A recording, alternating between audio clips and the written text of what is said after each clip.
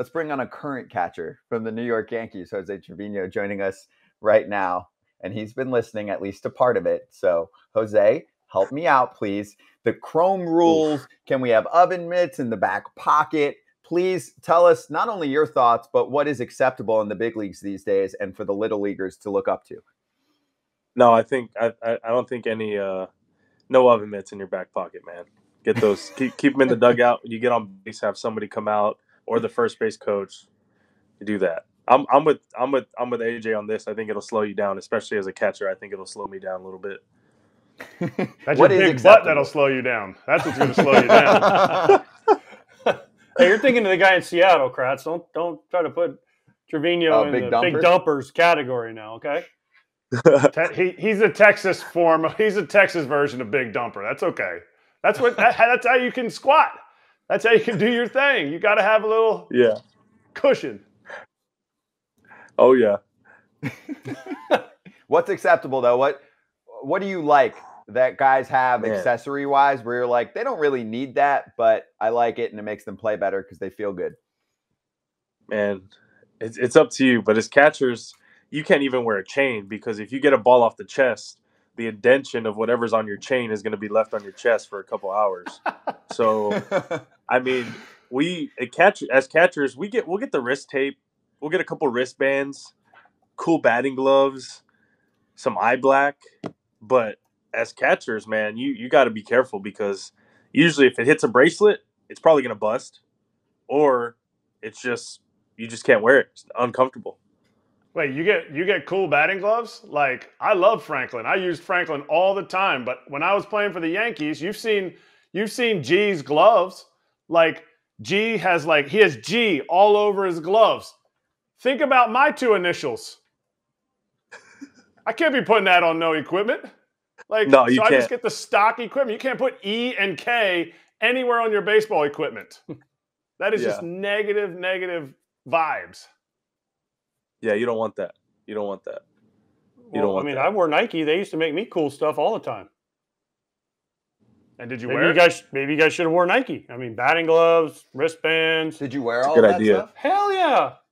Okay. You're head to toe though. You're head to toe Nike. You got to be head to toe Nike as a catcher. Yeah, I was head to toe. I don't know if you know this, Jose, but I was also the first Nike catcher gear guy. Yep, toot my own horn. Was it you or JP Arancibia? I remember JP. Dude, I was JP Arancibia was still in college when I had it. JP might be. It was actually Posada and I were the first two.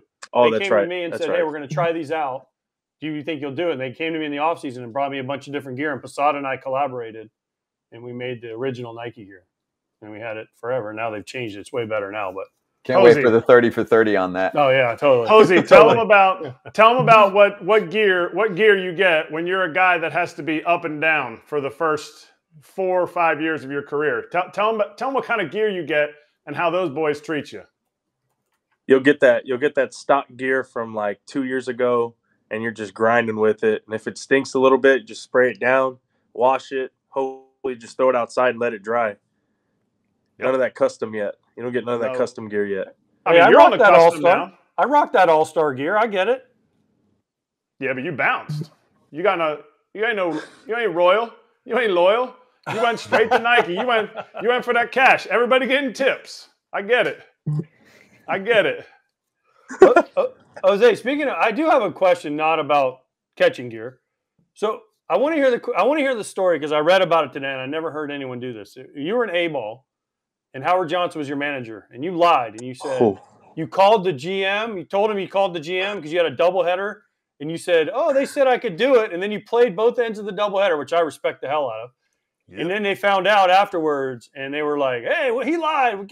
He just got suspended for wanting to play." I got suspended. For wanting to play, basically. We were in high desert, wanting to play. Didn't tell the full truth. Wanting to play was more better.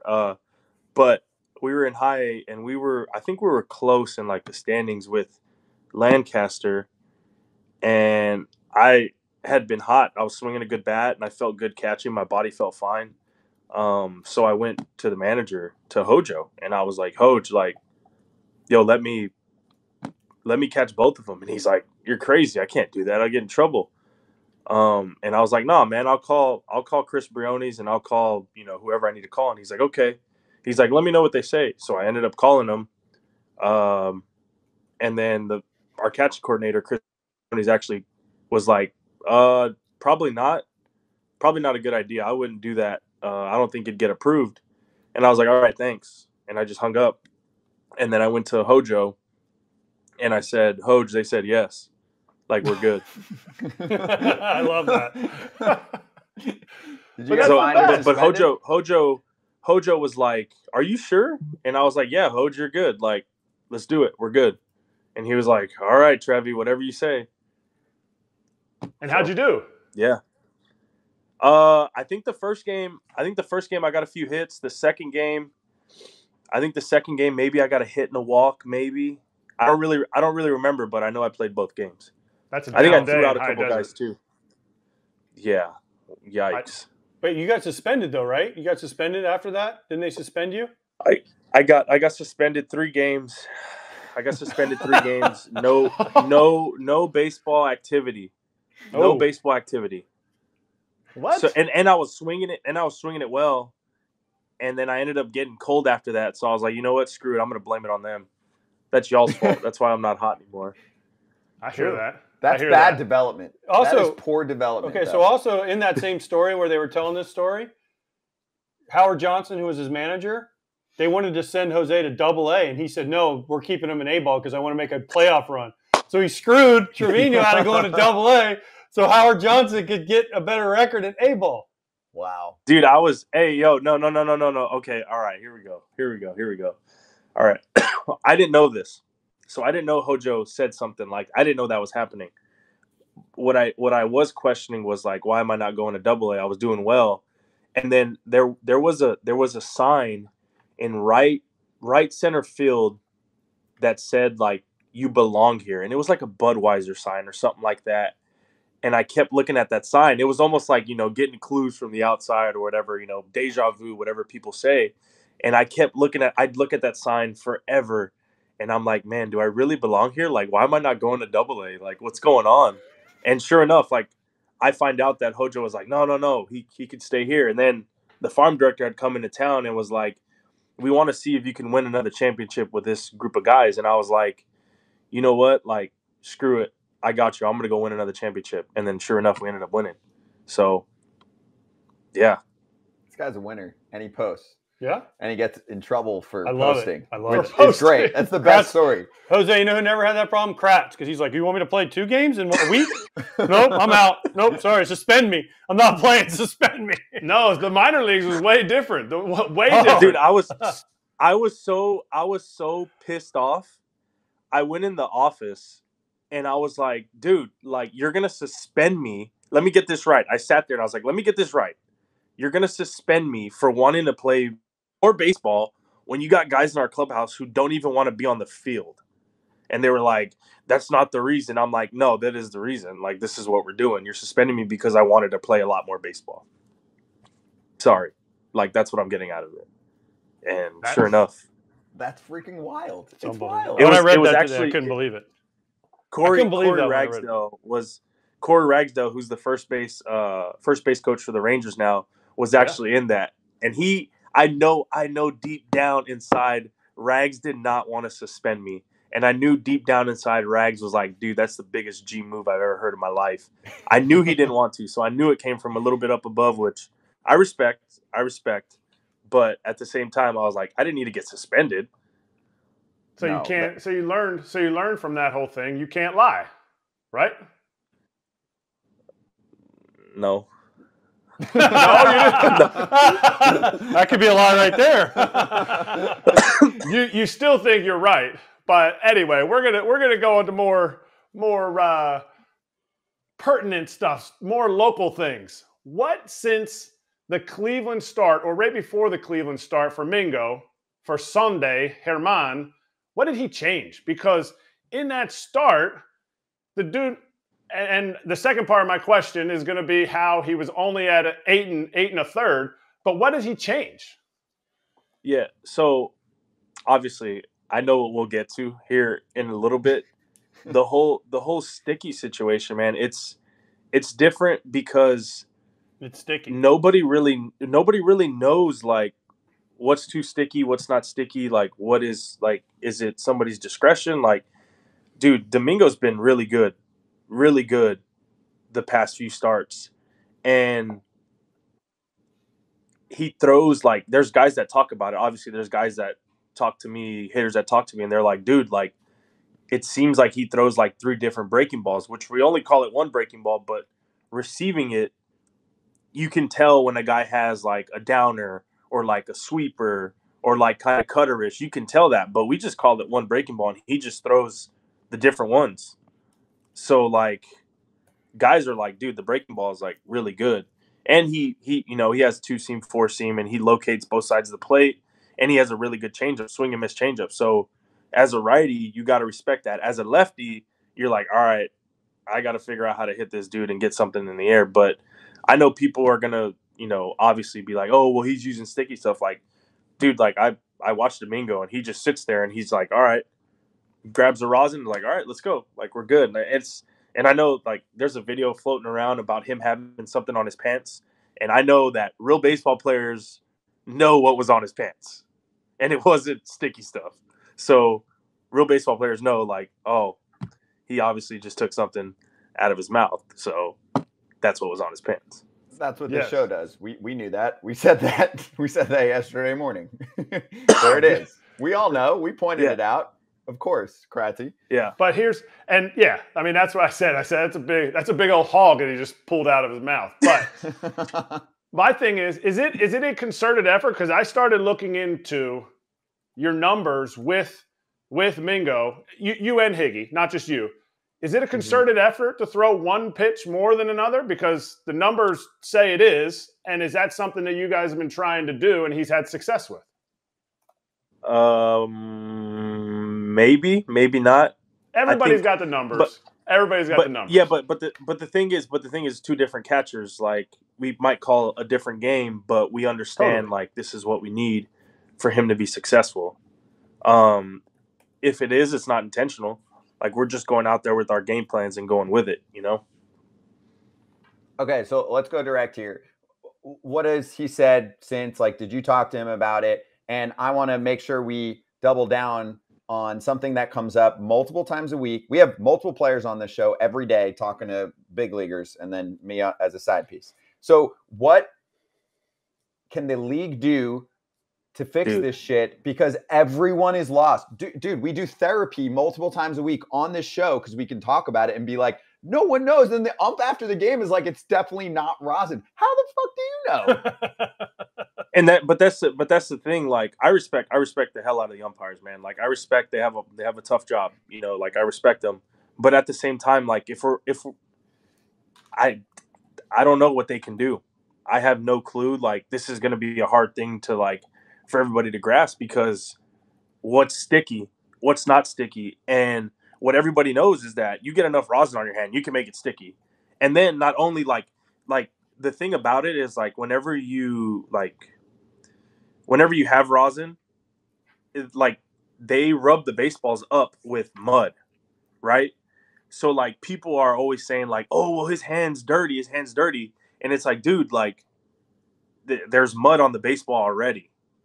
So your hand's automatically going to turn a different color because of the mud on the baseball, because when they rub them up. So it's like, you can't go by like hand color. You can't go by like stickiness. You can't go, I have no clue. Honestly, it's out of my pay grade. I just know that rosin is the choice of everybody, and that's what they use. Jose, when you guys, because we did I did scouting reports, Kratz did scouting reports. You go over the umpires when they're there. So you knew Domingo was pitching, and you knew the umpires were the same ones where they had the problem against Minnesota, right? Was there any thought of going to Domingo and saying, dude, just be as careful. Look, I know we need rosin. I get it. Hands get slick. It's especially indoors in like the Rogers Center where it's a little drier. Did anybody go to him and say, you're on their watch list because of what happened? Let's be extra careful this start? I mean, I didn't. I didn't personally because I was like, the thing is, I didn't see a problem with any of it.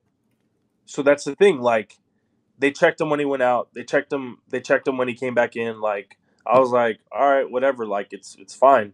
Like, it's just rosin, right? Like, everybody knows, like, yeah, it's rosin. We're good. Like, it's good. And I guess they were like, oh, I heard it's the stickiest hand I've ever touched. And it's like, okay, like, but dude, it's rosin. And if you get enough rosin on your hand, like, it's going to get sticky. It's going to get sticky.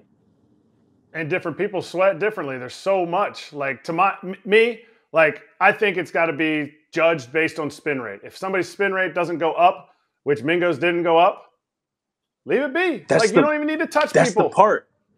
That's the part that, so, like, I went to the iPad and I was like, well, then, like, go look at his spin. Like, check his spin, and it was the same. It's fine. So, like, I don't know, man. I don't know what baseball's going to do. I have no answer for that. I don't know if, like, there is an answer for it. But if there's going to be a discretion on it, like, by the umpire, we all have to know, like, okay, this is sticky. This is not sticky. Like, what is it? Yeah, but now Nestor's throwing today. Now you go out and Nestor in the third inning. Oh, Nestor's too sticky. Now the Yankees are in a sticky situation because for 8 days straight, you guys don't have two pitchers and you're down 2 roster spots. Now you're pissed. Like, right now you're kind of confused. But if that happens today, because Nestor's not trying to, Nestor's doing everything he can. And if he slips and falls on the wrong rosin bag, because there's no, like, now you're pissed. So take me to tonight after the game when Nestor gets thrown out for sticky stuff. Well, hopefully he doesn't. That would be very unfortunate for our whole team. But, like, it's already tough because of Domingo. Like, it's already tough because we're down 2 guys. That's the tough part. And like, y'all know as catchers, like, you take care of your pitchers, man. You don't want them to throw a ton of pitches. You don't want them to get worn out. You want them to be as fresh as they can be for as long as they can be, And it's a tough situation, man. And we got a good group of dudes that are gonna, our guys don't say no to the baseball. If they're told to, like, hey, you're gonna throw, they're like, all right, let's roll. We got a bunch of dogs in the bullpen that are just like, all right, let's roll. Like, I'm throwing today, I got it. Let's go. So here's my last thing on this is, German comes back obviously in a week and change. Like, how do you make sure that he's good from now on? Because, whether it's him and not even doing anything wrong, just sweating and using rosin, like, I don't know what he's supposed to fix if everybody's got a different barometer umpire wise. Yeah. And also, is there communication with the league about this? Because we've had 30 players in the last few weeks ever since Scherzer, and Scherzer 2 days before he got banged was on with us complaining about it.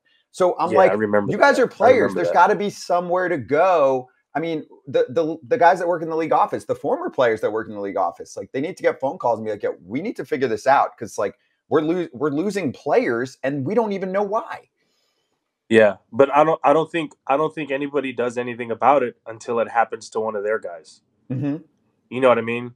Like, until it's like, oh, damn, like, he's too sticky. Like, okay, well, what? Like, then people are going to start asking questions. But I think it's worth something, like, being like, yo, we need to figure this out as a whole, like, players association. We need to figure this out, because there was definitely nothing else on his hand. Like, I can tell you that. And for that to happen, it's like, dude, are you serious? Like, come on, man. It sucks. It sucks because he's throwing the ball well. He was doing a good job. But he was doing what he was supposed to do, and he's making pitches. And it's like, okay, now we got to do a whole different thing where it's like, all right, bullpen has to be ready. Everybody has to be ready. And it's like, all right, here we go. Was it you chirping from the dugout that Judgy wanted to stop chirping? I was getting ready. I didn't even get to see where the home run landed. I actually had to go see on the iPad. Pretty impressive shot. Well, do you ever watch the base coaches when you're catching? Do you ever like kind of like hint at like the other base coaches that you're like, I don't like where he's at. Like I'm No. a like turn and like. I'm a big if you want to do that, go for it.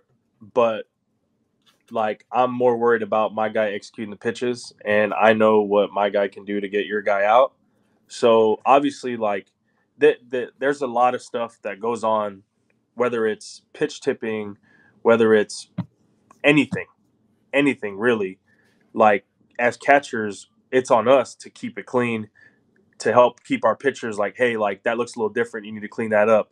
Whether it's, an infielder moving too soon to the location now with like getting the signs. Like I know y'all didn't have pitch comm, but like I'm sure y'all kept an eye on the infielders. Like I always keep an eye on my infielders. I'm like, hey, like I know you got the pitches, but don't move too soon. Or like, hey, like make sure you stay steady and then you can move.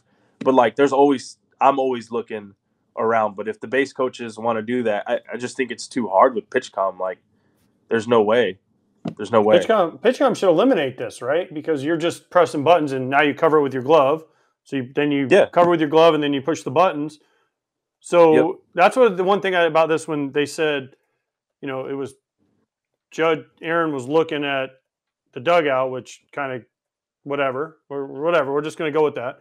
But even if he's looking at somebody, unless the pitcher is doing something, which then the pitcher came out and said he was doing it behind his head where the first base coach or someone on that area could see it. If you're using pitch comm, it eliminates, other than tipping your pitches, it eliminates peeking at the catcher, right? And it was weird. Kirk was using pitch comm, but then he was giving dummy signs, he said, which I've never heard of. I've never heard of that. But pitch comm should eliminate 99% of this, because even if I'm hitting and I look dead at you and I'm like trying to see what sign you're giving, right? If you hit a button, I don't know what button you're hitting. Button could mean anything. Yeah. So and to be honest, like I heard us chirping, because it was. I mean, obviously the series has been intense. It's been a great series, like back and forth. Between it's always going to be good because it's an in-division team.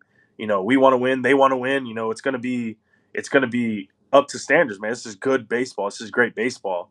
And like any kind of call, any kind of, thing that swings their way, we want every pitch. You know what I mean? As a catcher, I want every pitch. As a hitter, I don't want to get strikes called on me.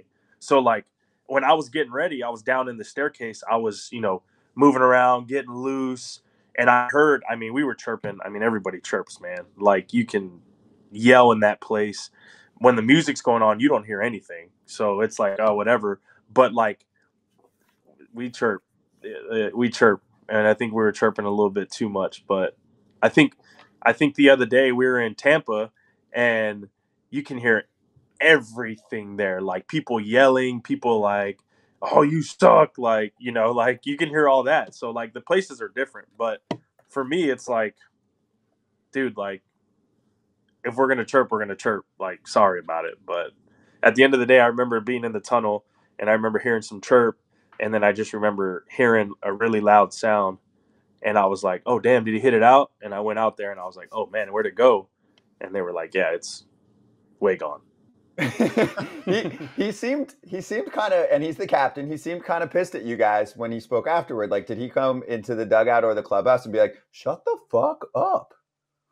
There's people that do that. Like I think, like, for me, I don't like when guys come in the dugout and like if I'm hitting and they're like slamming their stuff or like talking to the umpire still, like that kind of like I'm just like, all right, dude, like it's all right, like we'll figure it out. I'll talk to him or something like that. So he did come in, he said something, he did say something, but it was just kind of like, hey, let's go, like let me do my thing.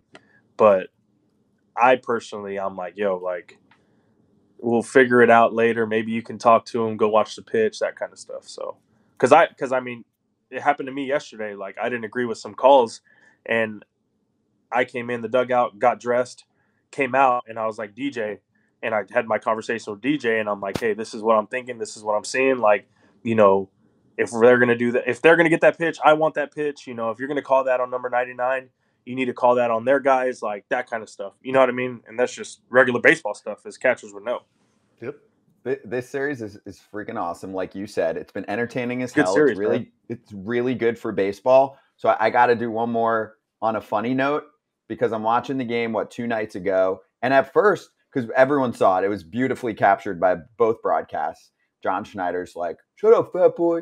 And on the Yankees broadcast, were you on base during that time period? Because they were like, "Who's he talking to?" They're like, "They're talking to Trevino." I'm like, "Whoa, whoa, whoa, man, whoa! I'm on base. I'm not a part of the Fat Boy crew. But if we need to, if I'm a part of the Fat Boy crew, let's do it. I'd rather just have it as a Z, not an S. Maybe we can go with like Booney and the Fat Boys. It is what it is, man. It's talk. It's trash talk. But has Wilkerson put on that much trash weight? Trash talk is trash talk, man. Hey, it wasn't you though. It wasn't you. Has Wilkerson put on that much weight since he started coaching that they're now calling him Fat Boy? I don't know, man. I heard that it was towards Wilkerson. Wilkerson's just in there doing his job, man. I feel terrible for him, but he, he's running with it, man. It is what it is. If that's what you got to say, that's what you want to. That's what came out of your mouth. It is what it is, man. Like that's your choice of words. Like, all right. Kratzy was the one that broke the news. The last 48 hours, people are like, who was he talking to? And Kratzy right away in the game was like, oh, he's talking to Wilkerson. Like he texted us. And I was like, can you tell everyone yesterday, like on the show? Because I'm seeing tweets from pretty big Twitter accounts, right? Being like, who is he referring to? And I'm like, we know. Kratzy knows. He played on the team. He knows what's going on. He texts everybody. I didn't know Wilkerson, but I know the rest of the coaching staff. And those boys, they will sweat it out to the oldies. They're getting their hip exercises in. Booney's at that stage now where he's on the elliptical. There's no more Phil Nevin where he's like ripping some buys.